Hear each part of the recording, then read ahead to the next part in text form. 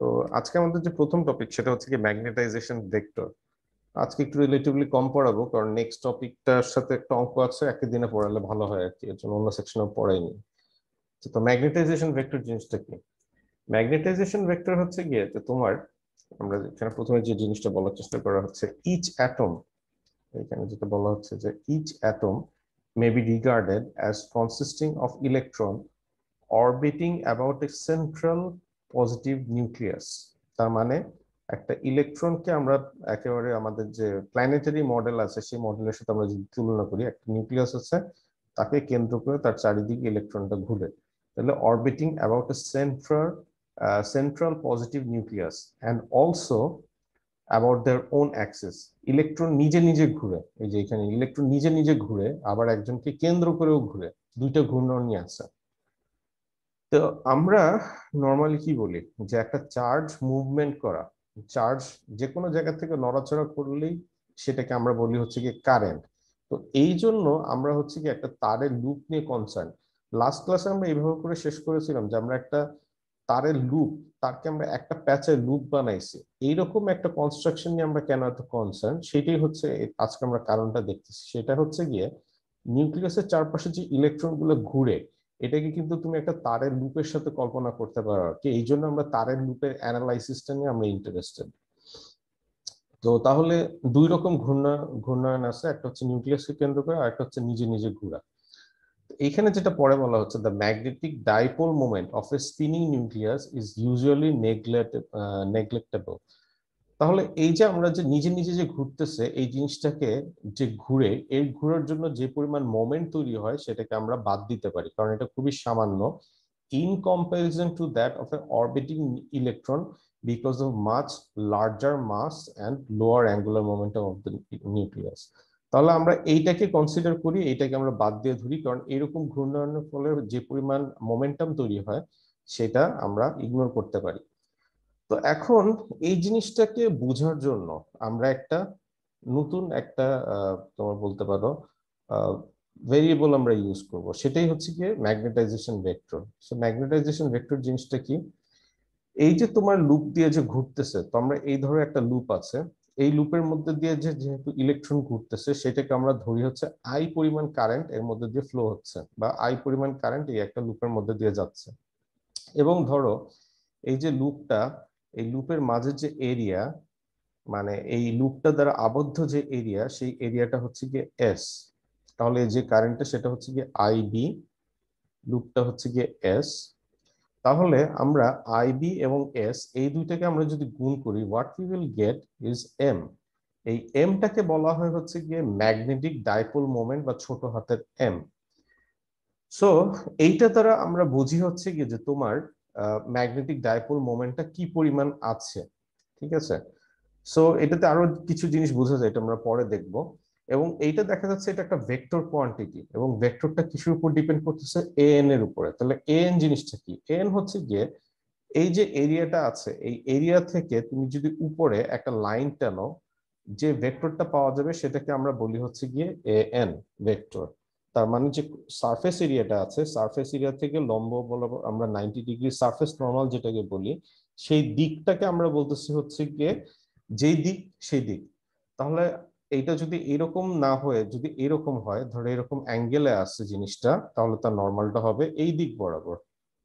তাহলে দিকটা হবে হচ্ছে কি আসলে সারফেস থেকে তোমার কি 90 ডিগ্রি অ্যাঙ্গেল বরাবর। তাহলে দিস ইজ আ ভেক্টর। তাহলে এই এম হচ্ছে কি আমরা বলছি ম্যাগনেটিক ডাইপোল মোমেন্ট বা ছোট হাতের এম, যেখানে এস হচ্ছে কি area of the loop and I B is the bound current, মানে যে কারেন্টটা যাচ্ছে। তো এখন এই যে জিনিসটা, এই যে এখানে লাইনগুলো দেখানো হচ্ছে, এটা আসলে কি? আমরা জানি একটা তারের মধ্যে দিয়ে যখন কারেন্ট যায় তখন তার চারিদিকে হচ্ছে গিয়ে কি হয়, আমাদের এখানে ম্যাগনেটিক ফিল্ড জেনারেটেড হয়, ম্যাগনেটিক ফিল্ড জেনারেটেড হয়। কিন্তু তুমি যদি একটা তার প্যাঁচাও, এই তার প্যাঁচালে এর মধ্যে ম্যাগনেটিক ফিল্ডটা জেনারেটেড হয় এই যে এরকম হয় দেখতে। ঠিক আছে? এই যে এরকম।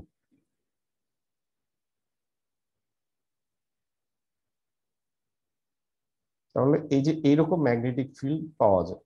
তাহলে এই যে ম্যাগনেটিক ফিল্ডটা পাওয়া যায়, এইটা কিন্তু এইটার সাথে একটা বার ম্যাগনেটের কিন্তু একটা কি আছে, মিল আছে। কারণ এই যে ধরো একটা বার ম্যাগনেট, নর্থ পোল থেকে সাউথ পোল থাকে, নর্থের থেকে সাউথের দিকে এইরকম করে কি থাকে, ফিল্ড লাইন গুলো ডিস্ট্রিবিউটেড থাকে। তাহলে এটার সাথে কিন্তু এটার কি আছে, মিল আছে।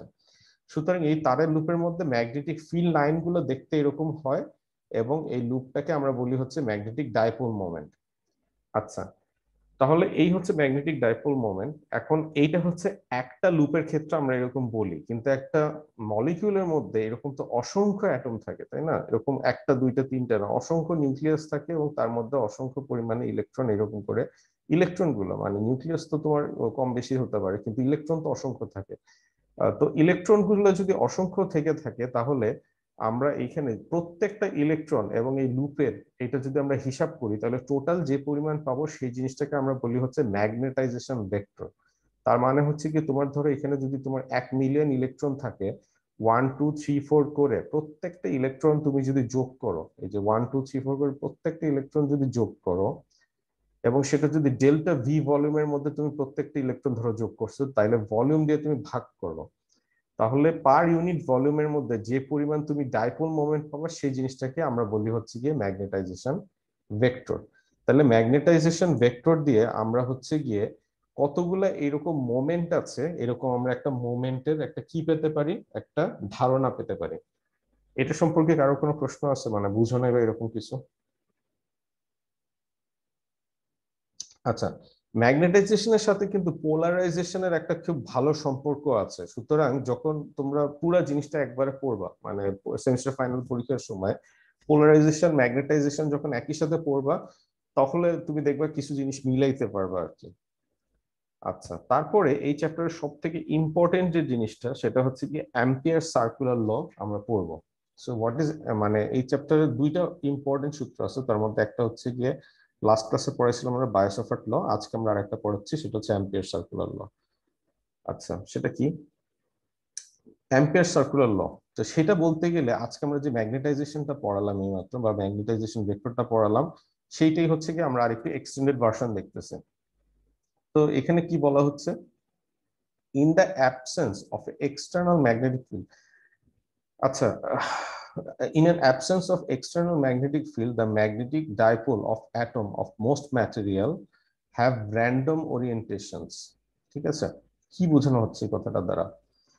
In absence of external magnetic field, তার মানে তুমি বাইরে থেকে কোনো এক্সটার্নাল ফিল্ড দাও নাই, ধরো এটা একটা ম্যাটেরিয়াল আছে, পার্মানেন্ট ম্যাগনেট ম্যাটেরিয়াল গুলা ছাড়া যে কোনো ম্যাটেরিয়ালের মধ্যে এই যে একটু আগে তোমাদের যে ম্যাগনেটিক ডাইপোল মোমেন্ট পড়ালাম, এই ডাইপোল মোমেন্ট গুলার এক একজন এক এক দিকে র্যান্ডমলি দিয়ে র্যান্ডম ডিরেকশনে হচ্ছে গিয়ে তোমার মোমেন্টাম শো করে।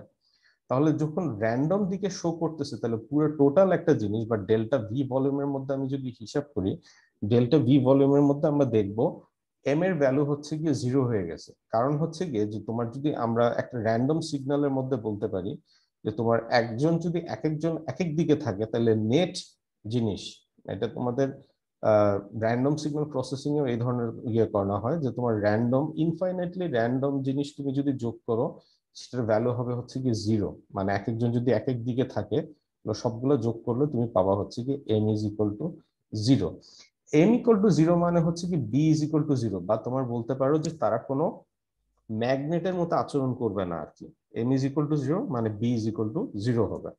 সেটাই এখানে বলা হচ্ছে, in the absence of external magnetic field, বাইরে থেকে কোনো ফিল্ডই নেই, মানে নর্মালি একটা তোমার ধরো লোহা পড়ে আছে, সেটা কি করবে, the magnetic dipole of atom of most material have random orientation, যে random orientation আছে, resulting in no net magnetic moment, তাহলে m is equal to 0 হবে। তাহলে কি পার্মানেন্ট ম্যাগনেটে নিশ্চয়ই m is equal to 0 হবে না? এই জিনিসটা আমরা একটু পরে দেখবো।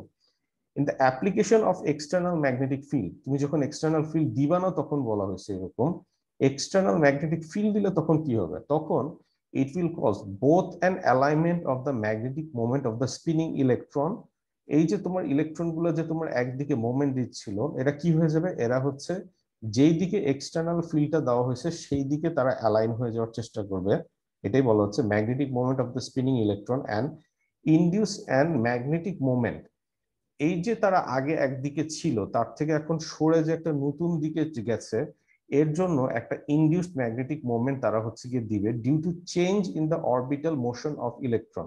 এরা যে আগের থেকে আগের জায়গায় এই যে এইখান থেকে এই জায়গায় পৌঁছে গেল, এই দিকে দিচ্ছিল, সে এইদিকে গেল, এই যে অরবিটাল মোশনের কারণে সে নতুন একটা ইনডিউসড ম্যাগনেটিক ফিল্ড সে শো করবে। তাহলে দুই ধরনের সে হচ্ছে গিয়ে তোমার কি করবে, দুই ধরনের ফিল্ড জেনারেটেড হবে। একটা হচ্ছে গিয়ে সবগুলা যে আগের থেকে সরে গেছে, আগের থেকে একটা নতুন জায়গায় যে তোমার তোমার এই জায়গা থেকে যে 90 ডিগ্রি যে সরে গেল, আগে একটা ইয়েতে ছিল সেখান থেকে সরে গেল, এই সরে যাওয়ার জন্য হচ্ছে কি তোমার একটা মোশন তৈরি হলো, তার জন্য হচ্ছে ইনডিউসড ম্যাগনেটিক মোমেন্ট তৈরি হবে। এবং সবগুলা যে অ্যালাইন হয়ে গেছে তার জন্য হচ্ছে কি আরেকটা ম্যাগনেটিক মোমেন্ট শো করবে। তাহলে আমরা কি বলতে পারি, in medium for which where M is not zero everywhere is said to be magnetized. তাহলে সেক্ষেত্রে তোমার ধরো এমন একটা ম্যাটেরিয়াল আমরা এখন চিন্তা করি, যেমন ধরো একটা পার্মানেন্ট ম্যাগনেট ম্যাটেরিয়াল যেখানে এম এর ভ্যালু জিরো না, অথবা তোমার এম গুলো অ্যালাইন হয়ে গেছে। এই যে যেমন ধরো ডাইনের যে ছবিটা, এই ডাইনের ছবিতে দেখো সবগুলা কিন্তু অ্যালাইন হয়ে গেছে, তোমার অ্যালাইন হয়ে গেছে। তাহলে যদি অ্যালাইন হয়ে যায় তাহলে সেই ক্ষেত্রে এই অ্যালাইনমেন্ট হওয়ার জন্য আগে এক একজন এইদিকে একটু ম্যাগনেটিক ফিল্ড দিচ্ছিল, এইদিকে একটু ম্যাগনেটিক ফিল্ড দিচ্ছিল, এখন যখন সবাই একদিকে অ্যালাইন হয়ে গেছে তাহলে সবগুলা মিলায় একটা ম্যাগনেটিক ফিল্ড দিবে আর কি, সেটাই বোঝানোর চেষ্টা করতেছে। সেটা হবে B induced. So B induced will be is equal to mu naught into M. কারণ এমটা কি, এম হচ্ছে কি এই যে জিনিসগুলো যে ঘুরতেছে, এই জিনিসগুলো ঘোরার জন্য যে পরিমাণ মোমেন্টামটা দিচ্ছে, আমরা এই মাত্র যে বড় হাতের এমটা পড়ালাম সেই এমটা। তাহলে B induced is equal to mu naught into M. তাহলে এইটার থেকে আমরা পেতে পারি হচ্ছে কি B I divided by mu naught is equal to curl of M. তাহলে কার্ল অফ এম এই জিনিসটাকে আমরা ধরতে পারি একটা কারেন্ট হিসাবে, বা এটা একটা ভলিউম কারেন্টের ধারণা দেওয়া হচ্ছে, বা তোমার এটাকে বলা হচ্ছে যে কি, আমরা যে সময় পড়েছিলাম বাউন্ড কারেন্ট পড়েছিলাম, আমরা যখন পড়েছিলাম পোলারাইজেশন পড়ানোর সময়, যে বাউন্ড চার্জ আর একটা হচ্ছে কি ফ্রি চার্জ, তুমি এটাকে চিন্তা করো বাউন্ড কারেন্টের সাথে। এই বাউন্ড ভলিউম কারেন্টের ব্যাপারে তোমাদের চ্যাংয়ের বইয়ে কিছু কথাবার্তা লেখা আছে, চাইলে পড়তে পারো, কিছু বুঝবা কিছু বুঝবা না আর কি। মেইন যে কথা সেটা হচ্ছে কি যে তোমার এরা একটা নির্দিষ্ট দিকে ছিল আগে, এরা যখন অ্যালাইন হয়ে গেছে, এটা হচ্ছে M is equal to zero, যখন M is equal to not zero, সেই সময় হচ্ছে কি আমরা বলতে পারি যে তখন এই ধরনের ফিল্ড দিবে, সেটাই হচ্ছে কি যে M V is equal to এরকম। আচ্ছা, তো যখন M is equal to zero তখন কি হবে, M is equal to zero তখন তুমি যদি বাইরে একটা এক্সটার্নাল ফিল্ড অ্যাপ্লাই করো, তোমার ধরো M is equal to zero একটা ম্যাটেরিয়ালের মধ্যে আমি এক্সটার্নাল ফিল্ড অ্যাপ্লাই করলাম, তখন কি হবে, তখন curl of B is equal to mu naught into J free, বা 1/μ0 is equal to curl of B is equal to J free, আমরা এই কথাটা বলতে পারি। তার মানে হচ্ছে কি যে তোমার এক্সটার্নাল ফিল্ড আমি যখন দিব, যে B E denotes the external magnetic flux density due to the free current density J free. তাহলে এরা একটা জিনিস হচ্ছে গিয়ে তোমার এই যে এখানে যেটা বলা হয়েছে সেটা হচ্ছে গিয়ে magnetic moment of spinning electron, ইলেকট্রনের জন্য এবং ইনডিউস ম্যাগনেটিক মোমেন্টাম। সুতরাং তোমার ফ্রি কারেন্টের ক্ষেত্রে মানে ফ্রি চার্জ গুলো যে তোমার মুভমেন্ট করতেছে, এই যে ভিতরে তো কারেন্টও তোমার নড়াচড়া করে, তাই না? কারেন্ট নড়াচড়া করার জন্য তোমার যে পরিমাণ আমরা কারেন্টটা পাচ্ছি, সেই কারেন্টের জন্য হচ্ছে গিয়ে যে কারেন্টটা, সেই কারেন্টটা হচ্ছে গিয়ে যে ফ্রি, তার জন্য যে ফিল্ড, সেই ফিল্ডটা হচ্ছে গিয়ে বিই। আরেকটা হচ্ছে গিয়ে এই যে ইলেকট্রন গুলো যে চারিদিকে ঘুরতেছে তার জন্য একটা ইলেকট্রন, আর ইলেকট্রন গুলো যে ভিতরে মুভমেন্ট করতেছে তার জন্য যেইটা, সেইটা হচ্ছে কি আমরা বলতে পারি হচ্ছে কি জে ফ্রি। তাহলে দুইটা জিনিস, একটা হচ্ছে কি জে ফ্রি আর একটা হচ্ছে কি জে বাউন্ড। জে বাউন্ড হচ্ছে কি এই যে লুপ গুলা, এটাকে আমরা বলতেছি বাউন্ড, আর এর মধ্যে ইলেকট্রন গুলো যে নাড়াচাড়া করতেছে তার জন্য যে কারেন্ট গুলা, সেটা হচ্ছে কি আমাদের জে ফ্রি, সেটা আমরা বি ই দ্বারা বুঝাচ্ছি। তাহলে যদি তোমার একটা ম্যাটেরিয়াল, যে ম্যাটেরিয়ালের মধ্যে M is equal to not zero, তাহলে সেই ম্যাটেরিয়ালের মধ্যে তাহলে টোটাল দুই ধরনের জিনিস থাকতে পারে, একটা হচ্ছে কি বাউন্ড কারেন্ট আর একটা হচ্ছে কি ফ্রি কারেন্ট। তাহলে দুইটা যদি আমরা এখন যোগ করি, বাউন্ড কারেন্ট এই কথাটি আরেকবার লিখছি আর কি, আর কিছু না। বাউন্ড কারেন্ট এবং ইনডিউসড কারেন্ট মানে হচ্ছে কি তোমার একটা হচ্ছে ফ্রি চার্জের জন্য যেটা সেটা, আর একটা হচ্ছে ইনডিউসড, এই দুইটা যদি যোগ করি তাহলে আমরা পাবো হচ্ছে কি curl of B is equal to mu naught J free plus J M B. এখন J M B is equal to আমরা একটু আগে দেখলাম এই তোমার যে ইয়েটা মানে বাউন্ড কারেন্টের জন্য যে পরিমাণ মোমেন্টামটা তৈরি হয় সেটা হচ্ছে কার্ল অফ এম, বা তোমার এই যে এই লুপগুলোর জন্য যেটা সেইটার জন্য সেটা। তাহলে আমরা এখানে লিখতে পারি কার্ল অফ এম, আর জে ফ্রির জায়গায় জে ফ্রি। তাহলে এটাকে আমরা এইভাবে করে লিখতে পারি, মিউ কে এইভাবে দিয়ে। তাহলে এই দুই পাশে আমরা হচ্ছে গিয়ে আমরা যদি কার্ল করি এখন, তাহলে B divided by mu minus M is equal to J free. ভিতরের এই পুরো পার্টটাকে আমরা একটা নতুন জিনিস ধরলাম, সেই নতুন জিনিসটা হচ্ছে গিয়ে এইচ, এই যে পুরো জিনিসটাকে, এবং এইচ এই যে জিনিসটা আছে এই জিনিসটাকে এইভাবে আমরা রাখি, এবং দুই পাশে এবার আমরা সারফেস ইন্টিগ্রেশন করি। সারফেস ইন্টিগ্রেশন করলে তারপর সারফেস ইন্টিগ্রেশন থেকে আমরা এখানে লাইন ইন্টিগ্রেশনে কনভার্ট করতে পারি using Stokes theorem. Stokes theorem দিয়ে এটা করতে পারি। আর ডান দিকে আমরা যেটা লিখছি সেটা হচ্ছে গিয়ে J dot dS. J dot dS কে তুমি যদি সারফেস ইন্টিগ্রেশন করো তাহলে তুমি পাবো হচ্ছে গিয়ে আই। তাহলে J dot DS is equal to I, এটা আমরা লিখতে পারি হচ্ছে গিয়ে আই ফ্রি। কারণ এটা তাহলে কিসের জন্য, শুধুমাত্র ভিতরে যে কারেন্টটা আছে, মানে তার জন্য যে পরিমাণ আমরা ফিল্ড পাই সেটাই হচ্ছে গিয়ে এইচ ডট ডিএল এটা প্রকাশ করে। এই ইকুয়েশনটাকে বলা হয় হচ্ছে গিয়ে অ্যাম্পিয়ার সার্কুলার ল। কারো কোনো কোশ্চেন?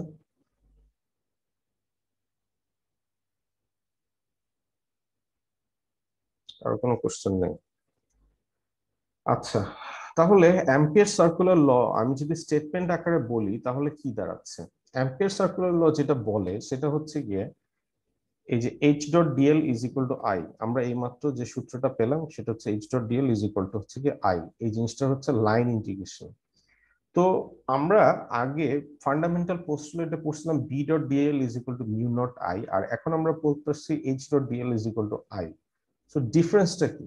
এই ছবিটা কিন্তু আগেও একবার আমি দেখিয়েছিলাম যে যখন একটা তারের মধ্যে দিয়ে কারেন্ট যায় তার চারপাশে যে ম্যাগনেটিক ফিল্ড যায়, এই সূত্রটা দ্বারা বোঝানো হচ্ছে যে এইখানে যে ম্যাগনেটিক ফিল্ড বা বিটা জেনারেটেড হচ্ছে, এই বি এবং এই লাইন, ঠিক আছে, বি এবং লাইন, এই যে ছোট ছোট লাইন, এই লাইন এবং এই যে বিটা আছে, হলুদটা হচ্ছে গিয়ে বি ফিল্ড আর লালটা হচ্ছে গিয়ে লাইন, এইটার সাথে তুমি যদি লাইন ইন্টিগ্রেশন করো তাহলে তুমি পাবা হচ্ছে গিয়ে এই লুপের মাঝখান থেকে যে কারেন্টটা যাচ্ছে তার সমানুপাতিক একটা জিনিস পাবা।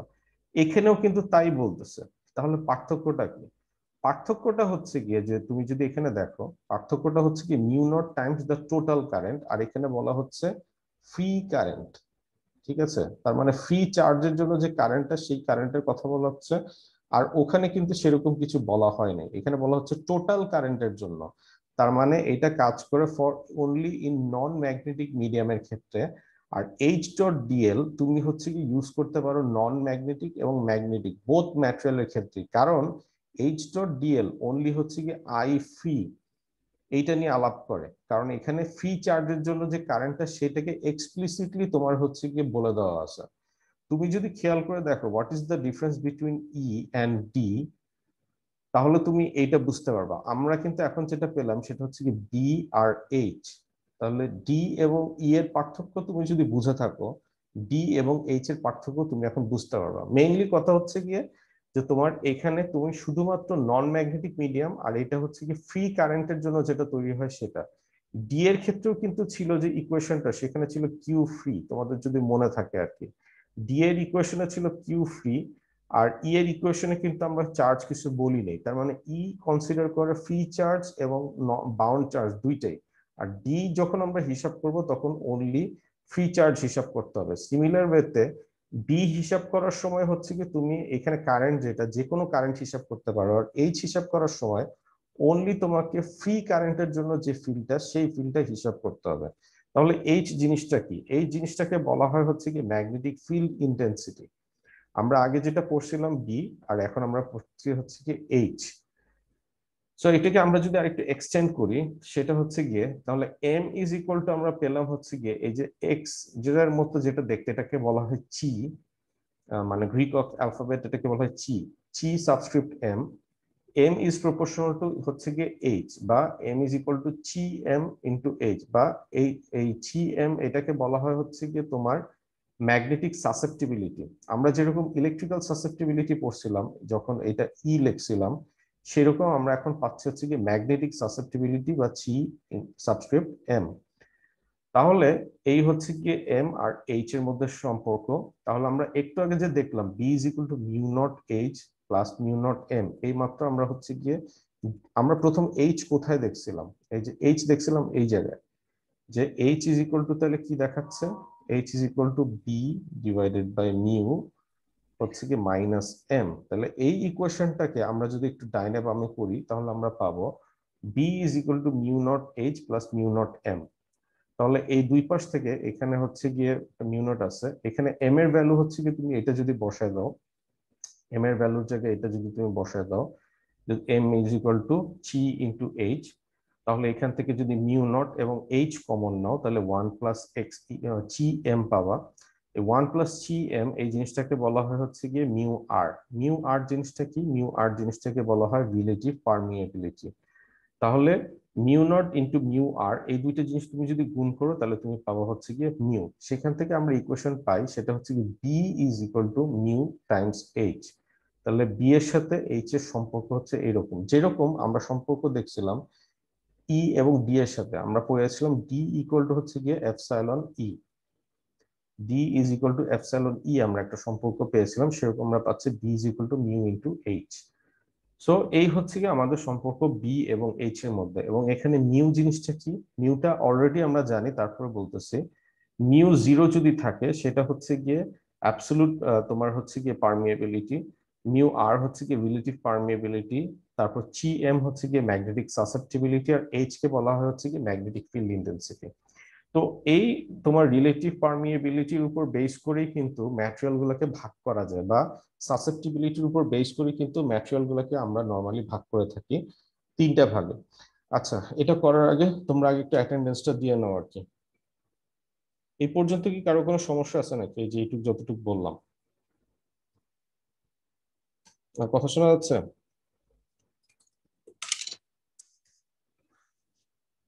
জি স্যার। তাহলে আপনারা সবাই এখন একটু অ্যাটেন্ডেন্সটা দিয়ে দেন।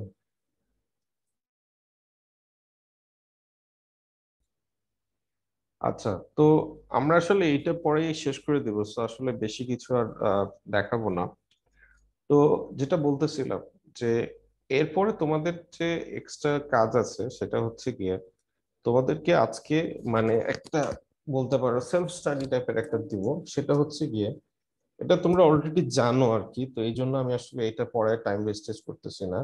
সেটা হচ্ছে গিয়ে কি, তোমরা অলরেডি বিএইচ কার্ভ নামক একটা জিনিস পড়ে আসছো। সো আমরা এই যে এইচটা পেলাম এবং বিটা যে পেলাম, তো বি এবং এইচ এর সম্পর্ক তুমি যদি আরেকটু ভালোভাবে বুঝতে চাও তাহলে বিএইচ কার্ভটা আমরা যে পেয়েছিলাম একটা ফেরো ম্যাগনেটিক ম্যাটেরিয়ালের ক্ষেত্রে, এই যে এরকম হয়ে আবার ফেরত আসছিল, তারপরে এই যে এরকম হয়ে আবার ফেরত গেছিল, এই যে বিএইচ কার্ভটা ছিল, বি ভার্সেস এইচ কার্ভ, এই বিএইচ কার্ভটা বাসায় বসে বসে পড়বা।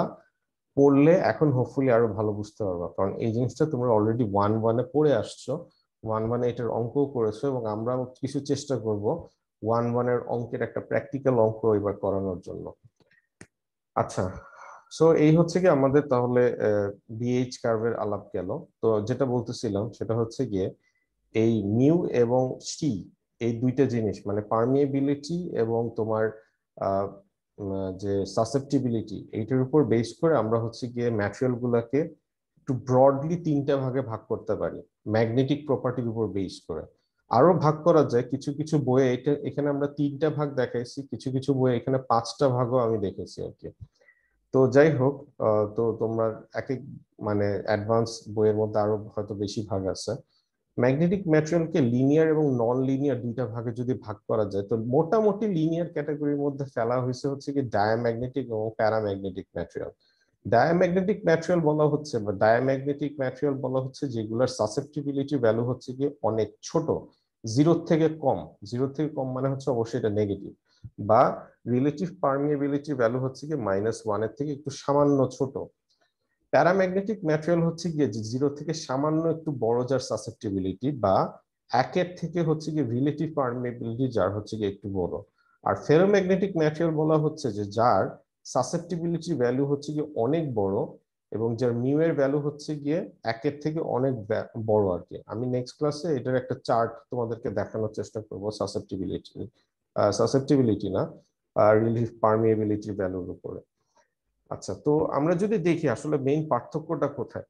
নর্মালি আমরা জানি ফেরোম্যাগনেটিক ম্যাটেরিয়াল নিয়ে আমরা বেশি আলোচনা করি আর কি। তোমরা যদিও যে ম্যাটেরিয়ালস নামক যে সাবজেক্টটা পড়তেছো সেই সাবজেক্টের মধ্যে ডায়াম্যাগনেটিক প্যারাম্যাগনেটিক ম্যাটেরিয়াল নিয়েও তোমাদেরকে আরেকটু কিছু কথাবার্তা বলবে, এবং তোমাদেরকে একটা নতুন জিনিস দেখাবে, সেটা হচ্ছে কি সুপার কন্ডাক্টর। সুপার কন্ডাক্টর পড়াইছে তোমাদের সাফায়েত স্যার? স্যার এখনো পড়াই নাই। আচ্ছা, ওই সম্ভবত সুপার কন্ডাক্টর হচ্ছে গিয়ে তোমার ম্যাটেরিয়ালস এর লাস্ট টপিক আর কি। তো এটা অনেক সময় পড়ায়, অনেক সময় পড়ানো হয় না আর কি। যাই হোক, সুপার কন্ডাক্টরটা তোমাদের মানে পড়ানো হবে আমি যতটুকু জানি লাস্টের দিকে টাইম থাকলে।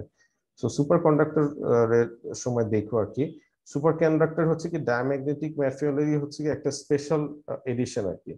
সো এইগুলো আসলে কি, ধরো তুমি এক্সটার্নাল কোনো ফিল্ড অ্যাপ্লাই করো নাই, তুমি সেই অবস্থায় তুমি যদি দেখো প্যারাম্যাগনেটিক ম্যাটেরিয়ালের ক্ষেত্রে দেখবা যে তাদের ডাইপোল মোমেন্ট গুলা এক একজন এক এক দিকে হচ্ছে গিয়ে মোমেন্টাম দিয়ে বসে আছে। আর তুমি যখন একটা এক্সটার্নাল ফিল্ড দিবা, যেই দিকে ফিল্ড দিবা দেখবা তারা সেই দিকে অ্যালাইন হয়ে গেছে। সো এই ধরনের ম্যাটেরিয়াল হচ্ছে গিয়ে প্যারাম্যাগনেটিক ম্যাটেরিয়াল। ফেরোম্যাগনেটিক ম্যাটেরিয়াল হচ্ছে গিয়ে তোমার, তুমি কিচ্ছু করো নাই, এক্সটার্নাল কোনো ফিল্ড দাও নাই, কিন্তু তারপরও তারা অ্যালাইন হয়ে বসে আছে মোটামুটি, ঠিক আছে। এই ধরনের ম্যাটেরিয়াল হচ্ছে কি আমাদের পার্মানেন্ট ম্যাগনেট। এই যে তুমি যেটা দেখতেছো এটা হচ্ছে পার্মানেন্ট ম্যাগনেটের বৈশিষ্ট্য, সবাই একদিকে অ্যালাইন হয়ে আছে। সুতরাং তারা যাকে বলে আমরা চৌম্বকত্ব বা ম্যাগনেটাইজেশন শো করে তারা। আর তুমি যখন এক্সটার্নাল ফিল্ড দিবা তখন যেই দিকে ফিল্ড দিবা তারা সেই দিকে খুব ভিশাসলি সেই দিকে অ্যালাইন হয়ে যায়। প্যারাম্যাগনেটিক ম্যাটেরিয়াল অত ইজিলি অ্যালাইন হয় না, একটু তাকে বেশি করে তোমার এক্সটার্নাল ফিল্ড দিতে হয়। ফেরোম্যাগনেটিক ম্যাটেরিয়াল অল্প ফিল্ড, অল্প তুমি এক্সটার্নাল ফিল্ড দিলে তারা হচ্ছে কি একেবারে যেই দিকে ফিল্ড দিছো সেই দিকে অ্যালাইন হয়ে যায়। আর ডায়াম্যাগনেটিক ম্যাটেরিয়াল হচ্ছে তেরা, তুমি যেই দিকে ফিল্ড দিবা তার উল্টা দিকে হচ্ছে কি তারা অ্যালাইন হয়ে যায়, ঠিক আছে। সো এই হচ্ছে কি তোমার ভিতরে এই জিনিসটা থেকে কিন্তু তোমাদের যে ডোমেইন থিওরি যে তোমাদেরকে পড়ানো হয়েছিল সেই ডোমেইন থিওরিটা আসলে এইসব জায়গা থেকে আসছে। তো এইটা আসলে আমরা খুব বেশি ইয়ে করব না, তোমরা চাইলে বইয়ের মধ্যে আছে, তোমরা জাস্ট একটু রিডিং করতে পারো। এটা তোমাদের কিছুটা ম্যাটেরিয়াল সাবজেক্টেও পড়াবে। আমাদের এই সাবজেক্টের জন্য ম্যাটেরিয়ালস এর ভিতরে স্ট্রাকচার গুলো কিভাবে হয় ওগুলা নিয়ে আমরা খুব একটা কনসার্ন না আর কি। আমরা এই সূত্রগুলো নিয়ে বেশি কনসার্ন। বাস এইটাই হচ্ছে কি তোমার মেইনলি ডায়াম্যাগনেটিক, প্যারাম্যাগনেটিক এবং ফেরোম্যাগনেটিক এর আলাপ। তার মানে এরা হচ্ছে যেদিকে ফিল্ড তার উল্টা দিকে অ্যালাইন হয়, এটা যেদিকে ফিল্ড দেবো সেদিকে অ্যালাইন হয়, কিন্তু এইচ এর ভ্যালুটা অনেক বেশি দিতে হয় প্যারাম্যাগনেটিক এর ক্ষেত্রে। ফেরোম্যাগনেটিক যেই দিকে দিবা সেদিকেই অ্যালাইন হয়, কিন্তু অল্প দিলেই তারা হচ্ছে কি অ্যালাইন হয়ে যায়। তার মানে তাদেরকে খুব ইজিলি স্ট্রেট করে ফেলা যায় আর কি। এবং এই জন্য ফেরোম্যাগনেটিক ম্যাটেরিয়াল গুলো কিন্তু খুবই ইজিলি কি করা যায়, ম্যাগনেটের মতো আচরণ করানো যায়। এখন কথা হচ্ছে গিয়ে এই হচ্ছে কি তোমার মোটামুটি ইয়ের আলাপ। তোমরা কি জানো যে তোমার পানিকে বা যে কোনো ধরনের ম্যাটেরিয়ালকে তোমার হচ্ছে ম্যাগনেটের মতো আচরণ করানো যায়?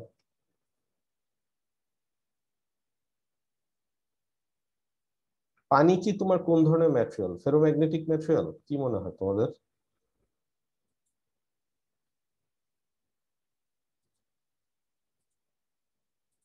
পানি কি ধরনের ম্যাটেরিয়াল? ডায়াম্যাগনেটিক। আর যাই হোক, ফেরোম্যাগনেটিক কিনা, মানে পানি কি কোনো তোমার ম্যাগনেটের মতো আচরণ করে? না স্যার।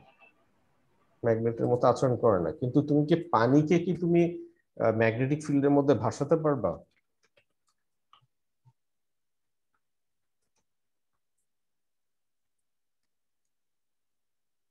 পানিকে কি তুমি ভাসাইতে পারবা ম্যাগনেটিক ফিল্ডের মধ্যে, কি মনে হয়? আমি একটা ভিডিও আসলে খুঁজতেছি, আমি ভিডিওটা পেলে আমি তোমাদেরকে দিব। আমি অনেক আগে ভিডিওটা দেখছিলাম কোন এক সময় ইয়েতে, ন্যাশনাল জিওগ্রাফিক চ্যানেলে। তো আমি যদি ভিডিওটা পাই আমি হচ্ছে তোমাদের লিস্ট অফ ভিডিওস এর মধ্যে আমি দিয়ে দিব আর কি। যে তোমার